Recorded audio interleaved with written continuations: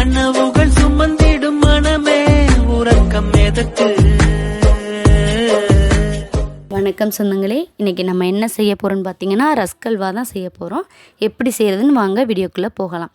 அதுக்கு முன்னாடி நம்மளோட சின்ன சின்ன கனவுகள் யூடியூப் சேனலை மறக்காமல் சப்ஸ்கிரைப் பண்ணுங்கள், ஷேர் பண்ணுங்கள், கமெண்ட் பண்ணுங்கள், பிடிச்சிருந்தா லைக் பண்ணுங்கள். இப்போ ரஸ்க் அல்வா செய்கிறதுக்கு தேவையான பொருட்கள் நான் எடுத்து வச்சுருக்கேன்.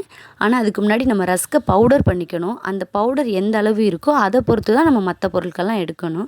இப்போ ரஸ்க்கை நம்ம மிக்சியில் போட்டு நல்லா பவுடர் பண்ணிக்கலாம்.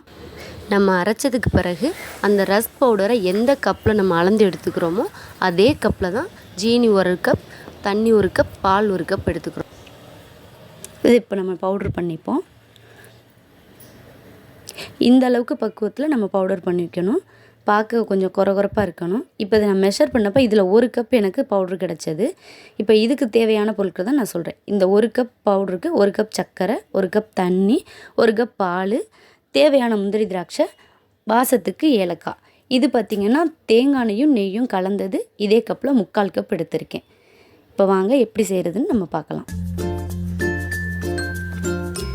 பாத்திரத்தை அடுப்பில் வச்சுட்டு தேவையான அளவு நெய் சேர்த்து ஃபஸ்ட்டு நம்ம முந்திரி திராட்சையை வறுத்து எடுத்துக்கலாம்.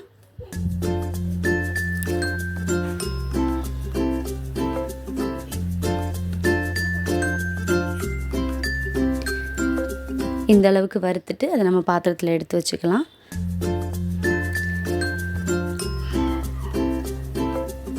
அதே எண்ணெயில் நம்ம அந்த அரைச்சி வச்ச ரஸ்க் பவுடர் 1 கப் ரஸ்க் பவுடரை சேர்த்து நல்லா கிளறி விட்டுக்கிட்டே இருக்கணும். அடி பிடிக்காத அளவுக்கு இந்த அளவுக்கு நல்லா ப்ரௌன் கலரில் வர்ற அளவுக்கு நம்ம கிளறி விடணும். ஏன்னா இது நல்ல டார்க் கலரில் இருந்தால் தான் அல்வா நமக்கு தேவையான கலரில் கிடைக்கும். இப்போ நம்ம எடுத்து வச்சுருந்த 1 கப் தண்ணியை சேர்த்துக்கலாம். நல்லா கட்டிப்படாத அளவுக்கு நல்லா கிளறி விட்டுக்கிட்டே இருக்கணும். இப்போ நம்ம எடுத்து வச்சுருந்த 1 கப் பாலையும் சேர்த்துக்கலாம். நல்லா நம்ம இப்போ தண்ணி, பால், பவுடர் எல்லாமே மிக்ஸ் ஆகிற அளவுக்கு கட்டிப்படாத அளவுக்கு நம்ம நல்லா மெதுவாக கிளறி விட்டுணும். இந்த அளவுக்கு நம்ம கிளறி விட்ட பிறகு இப்போ நம்ம எடுத்து வச்சுருந்த அந்த 1 கப் சர்க்கரையை சேர்த்துக்கலாம். எல்லாத்தையும் சேர்த்து நம்ம மிக்ஸ் பண்ணோன்னே சர்க்கரை கரைஞ்சி நமக்கு இந்த மாதிரி கிடைக்கும். இப்போ நம்ம எடுத்து வச்சுருந்த அந்த எண்ணெயும் நெய்யும் நம்ம கொஞ்சம் கொஞ்சமாக சேர்த்து கிளறி விட்டுக்கிட்டே இருக்கணும். அடிப்பிடிக்காத அளவுக்கு ஒரு மீடியம் ஃப்ளேமில் வச்சு நல்லா கிளறி விட்டுக்கிட்டே இருங்க. ஒரு 10 நிமிஷத்தில் இந்த மாதிரி எனக்கு வந்தது. மறுபடியும் கொஞ்சம் நெய்யும் எண்ணெயும் சேர்த்து மறுபடியும் நல்லா கிளறி விட்டுக்கிட்டே இருக்கணும்.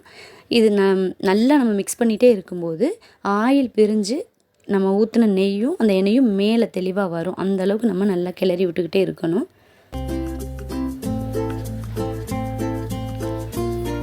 அடி பிடிக்க விடாமல் பார்த்துக்கிறணும். நம்ம கைவிடாமல் கிளறிக்கிட்டே இருக்கணும். நெய்யும் எண்ணெயும் இதில் நான் சேர்த்துட்டேன். இப்போ நான் ஏலக்காய் பவுடர் சேர்த்துக்கிறேன். எல்லாம் நமக்கு சேர்ந்து இந்த மாதிரி வந்துச்சு. இப்போ நம்ம வறுத்து வச்சுருந்த முந்திரி திராட்சையை சேர்த்துக்கலாம்.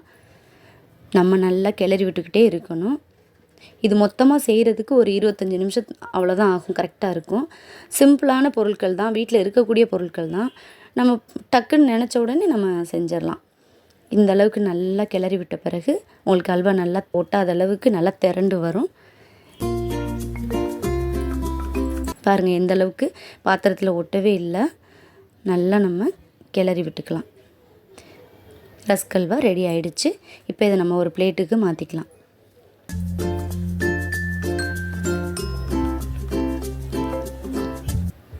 நம்ம பிளேட்டில் எடுத்து வச்சுக்கலாம். பார்த்திங்கன்னா உங்களுக்கு அந்த அல்வாவோட கலர் எவ்வளோ டார்க்காக இருக்குன்னு தெரியும். இதுக்கு காரணம் அந்த ரஸ்க் பவுடரை நம்ம அந்த நெய்யில் ரோஸ்ட் பண்ணது தான். நல்ல ப்ரௌன் கலர் வர அளவுக்கு நம்ம ரோஸ்ட் பண்ணோம். அப்போ தான் நமக்கு அல்வா இந்த கலரில் வரும். இல்லாட்டி லைட் கலராக இருக்கும். இப்போ நம்ம நல்லா எல்லா அல்வாவையும் இதில் மாற்றிக்கலாம். சூடான சுவையான ரஸ்க் அல்வா ரெடி ஆயிடுச்சு. சூடாக இருக்குது, வாங்க சாப்பிட்லாம்.